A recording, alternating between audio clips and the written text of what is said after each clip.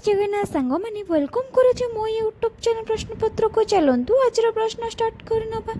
आज प्रश्न हेउची क्रियार अर्थ कौन। भल भाव शुणु प्रश्नटी। क्रियार अर्थ कौन? शेष पद, विशेष पद, कार्य, ऑप्शन डी विशेष कर्म। यार सठिक आंसरटी हेउची ऑप्शन सी कार्य। क्रियार अर्थ हेउची कार्य। चलते परवर्ती प्रश्नटी आलोचना करी। ता पूर्व मु कही रखी जदि आपण मैंने मो चैनल नुआ अच्छी ताहले मो चैनल को सब्सक्राइब करंतु, लाइक करंतु एंड शेयर करंतु, जहाँ फल कि नूतन नूतन वीडियो आपण मान पाखे पहुँची पार आपण मैंने से वीडियो देखिए। चलते परवर्ती प्रश्नटी आलोचना करिबा। परवर्ती प्रश्नटी हेउची प्रश्नटी हेउची जेउ पद कौनसी कार्य को बुझाए ताकू केउ पद कहुए। जेउ पद कौनसी कार्य को बुझाए ताकू केउ पद कहुए। ऑप्शन ए विशेष पद, ऑप्शन बी अव्यय पद, ऑप्शन सी विशेष पद, ऑप्शन डी क्रियापद। यार सठिक आंसरटी हेउची ऑप्शन डी क्रियापद।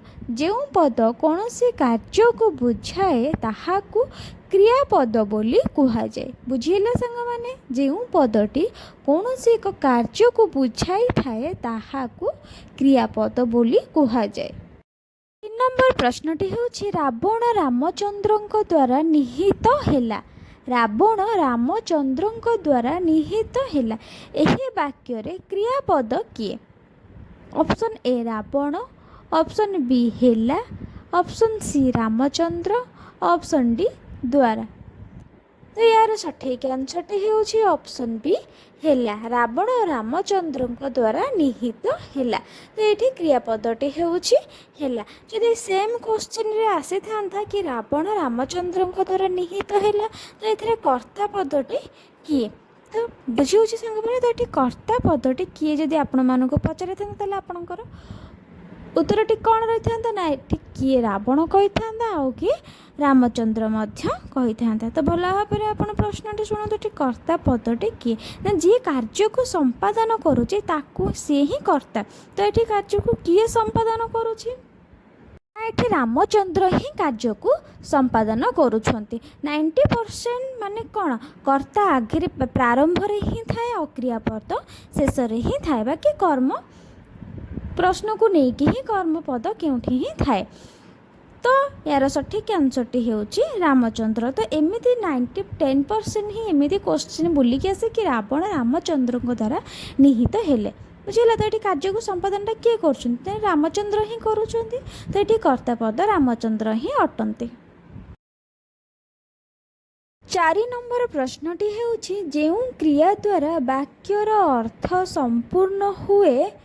जेउ क्रिया द्वारा वाक्यर अर्थ संपूर्ण हुए किंतु आकांक्षा रहे नहीं ताहाकू कौन कहुए। जेउ क्रिया द्वारा वाक्यर अर्थ संपूर्ण हुए किंतु आकांक्षा रहे नहीं ताहाकू कौन कहुए। ऑप्शन ए सकर्मक क्रिया, ऑप्शन बी समापिका क्रिया, ऑप्शन सी असमापिका क्रिया, ऑप्शन डी प्रेरणार्थक क्रिया। तो यार सठिक आंसरटी हेउची ऑप्शन बी समापिका क्रिया। तो यह समापिका क्रिया बोली कहुए। 5 नंबर प्रश्नटी हेउची जेउ क्रिया द्वारा वाक्यर अर्थ संपूर्ण हुए नहीं एवं अन्य क्रिया अपेक्षा रुहे ताहाकू कौन कहुए। जेउ क्रिया द्वारा वाक्यर अर्थ संपूर्ण हुए नहीं एवं अन्य क्रियार अपेक्षा रुहे ताहाकू कौन कहुए।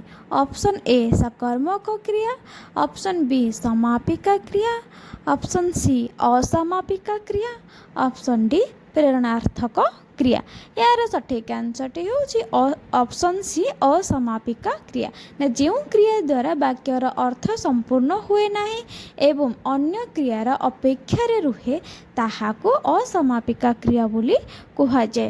तो एबे पर्यंत मुझे रही सांग मैंने परवर्ती प्रश्न उत्तर नहीं आसबि आपण मान पय। जदि मो वीडियो भल लगुच ताहले मो चैनल को लाइक करंतु, शेयर करंतु एंड सब्सक्राइब करंतु। रही जय जगन्नाथ।